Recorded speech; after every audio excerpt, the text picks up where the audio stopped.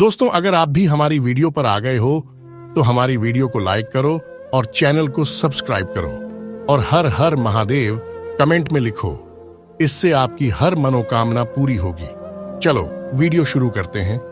दोस्तों, ज्यादातर लोगों का सपना अमीर बनना होता है। लोग जल्दी से जल्दी करोड़पति बनना चाहते हैं, लेकिन सभी सफल नहीं होते। कुछ ही लोग होते हैं जो अपने सपने को पूरा कर पाते हैं।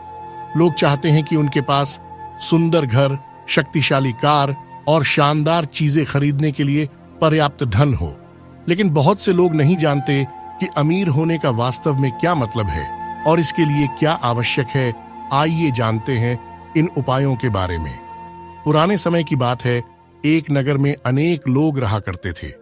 सभी लोग अपने कामों में व्यस्त रहते थे, किसी को किसी से मतलब नहीं था। लेकिन धीरे धीरे उस नगर में भक्तिभाव, धर्म, दया और परोपकार कम हो गया और नगर में बुराइयां तथा पाप बढ़ने लगा। वहां के लोग चोरी, डकैती, लूटमार, जुआ खेलना, शराब का सेवन और अन्य बुरे कर्म करने लगे। लेकिन अभी भी नगर में कुछ अच्छे और सात्विक प्रकृति के मनुष्य बचे हुए थे। उसी नगर में शीला और उसका पति रहा करते थे। शीला भक्ति भजन करने वाली, धार्मिक प्रकृति की और संतोषी स्वभाव की स्त्री थी। शीला का पति भी संतोषी, सुशील और विवेकशील प्रकृति का था। वह कभी भी बुराई नहीं करते थे और अपना जीवन अच्छे तरीके से व्यतीत कर रहे थे। नगर के सभी लोग शीला और उसके पति की गृहस्थी की सराहना करते थे। देखते देखते समय बदलने लगा और शीला का पति बुरे लोगों से मित्रता कर बैठा।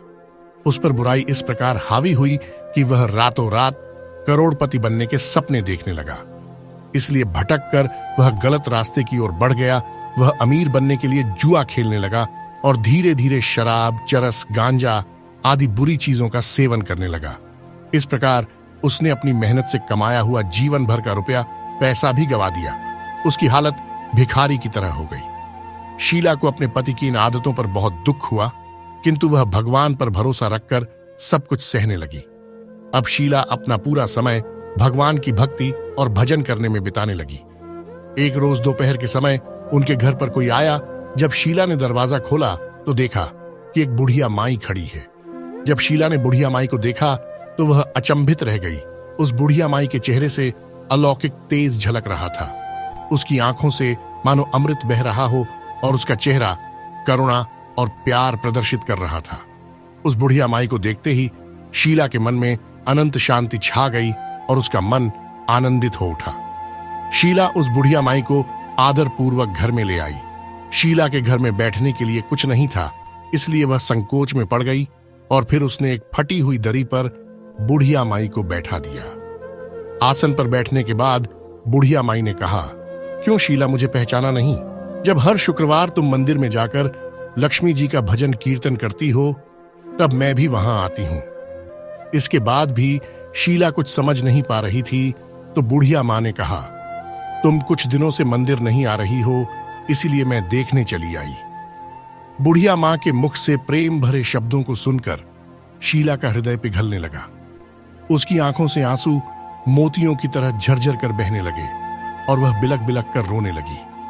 शीला को रोता देखकर बुढ़िया माई ने कहा, सुख और दुख तो जीवन में आते जाते रहते हैं बेटी, तुम मुझे अपना दुख बताओ। मां जी की बातों से शीला को मजबूती मिली और उसने अपनी सारी व्यथा मां जी को बता दी। शीला की पूरी बात सुनने के बाद बुढ़िया माई ने कहा, भगवान की रेखा न्यारी होती है बेटी। प्रत्येक मनुष्य को अपने कर्म भुगतने पड़ते हैं, लेकिन तू चिंता मत कर, तू दुख भोग चुकी है। अब तुम्हारे सुख के दिन अवश्य आएंगे। तू तो मां लक्ष्मी जी की भक्त है। मां लक्ष्मी जी प्रेम और करुणा के अवतार हैं। लक्ष्मी माता हमेशा अपने भक्तों पर ममता और दया दृष्टि रखती हैं।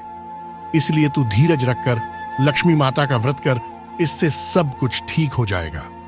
शीला के पहुंचने पर बुढ़िया माई ने उसको व्रत की विधि भी बताई और कहा कि बेटी, मां लक्ष्मी जी का व्रत करना बहुत आसान है।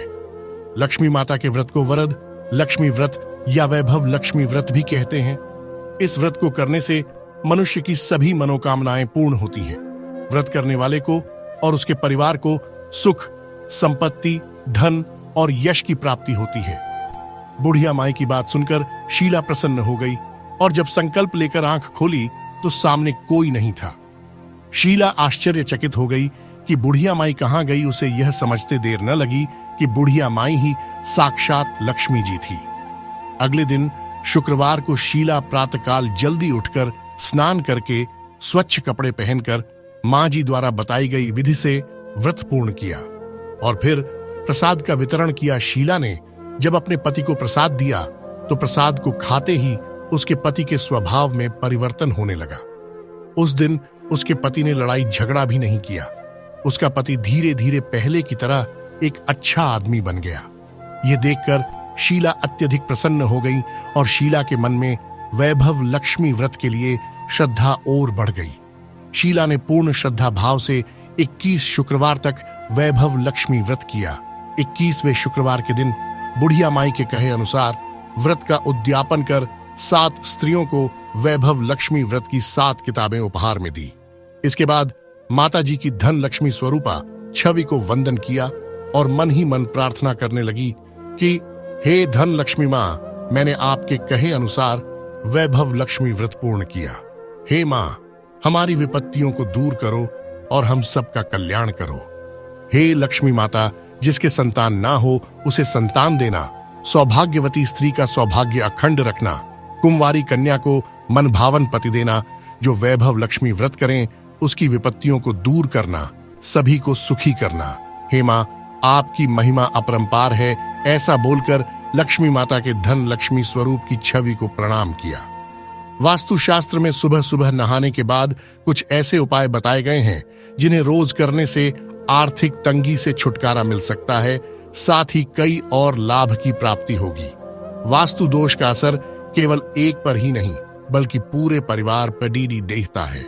ऐसे में वास्तुशास्त्र के अनुसार कुछ ऐसे अचूक उपाय हैं जिन्हें नहाने के बाद अपनाना चाहिए। नहाने के बाद सुबह सुबह सबसे पहले अपने आराध्य को याद करके उनकी पूजा करें। ऐसा करने से न केवल घर में शांति बनी रहती है बल्कि आर्थिक स्थिति भी धीरे धीरे मजबूत होने लगती है।